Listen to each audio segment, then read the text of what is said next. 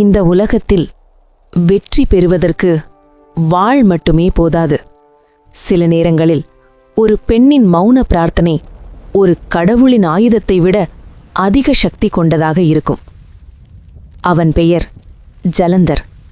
சிவனின் தீயிலிருந்தோ கடலின் ஆழத்திலிருந்தோ பிறந்தவன். வலிமை அவனது சுவாசம், அகங்காரம் அவனது அடையாளம்.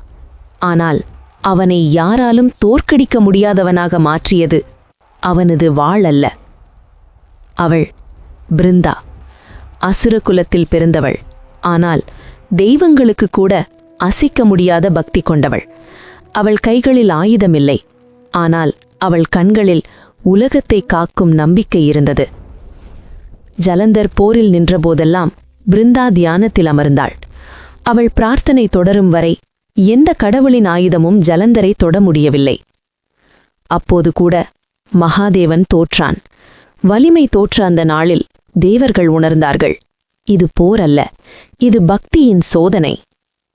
நாராயணன் வந்தார், பிரபஞ்சத்தின் சமநிலைக்காக, ஒரு பக்தியின் நம்பிக்கையை உடைக்க வேண்டிய வலியோடு. மாயை நடந்தது. ஒரு கணம், ஒரே ஒரு கணம். அந்த கணத்தில் பிருந்தாவின் தியானம் உடைந்தது. அதே கணத்தில் ஜலந்தர் வீழ்ந்தான். உண்மை வெளிப்பட்டபோது பிருந்தாவின் உலகமே சாம்பலானது. அவள் கேட்டாள், என் எஜமானர் இறந்துவிட்டால் நீ யார்? முன் நின்றவர் விஷ்ணு. அந்த தருணத்தில் ஒரு பக்தி உடைந்தது. ஒரு பெண்ணின் வாழ்க்கை சிதைந்தது. வேதனையில் அவள் சொன்னாள், நாராயணா, என் பக்தியின் விலை இதுவா? நீ கல்லாக மாறு. விஷ்ணு எதிர்க்கவில்லை.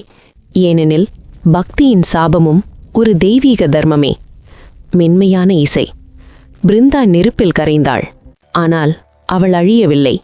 அவள் சாம்பலிலிருந்து ஒரு செடி முளைத்தது, துளசி. விஷ்ணு சொன்னார், உன் தியாகத்தை நான் ஒருபோதும் மறக்க மாட்டேன். துளசி இல்லாமல் என்னை யாரும் அணுக முடியாது. அதனால்தான் இன்றும் ஒவ்வொரு சனாதன வீட்டின் முற்றத்திலும் ஒரு துளசி நிற்கிறது. அது ஒரு செடியல்ல, அது ஒரு பெண்ணின் தியாகம், ஒரு பக்தியின் வெற்றி, ஒரு கடவுளையும் விதிகளுக்கு கட்டுப்படுத்திய அன்பின் சாட்சி. வாழ்க்கை நல்லது, அது நிறைந்ததாக இருக்கட்டும்.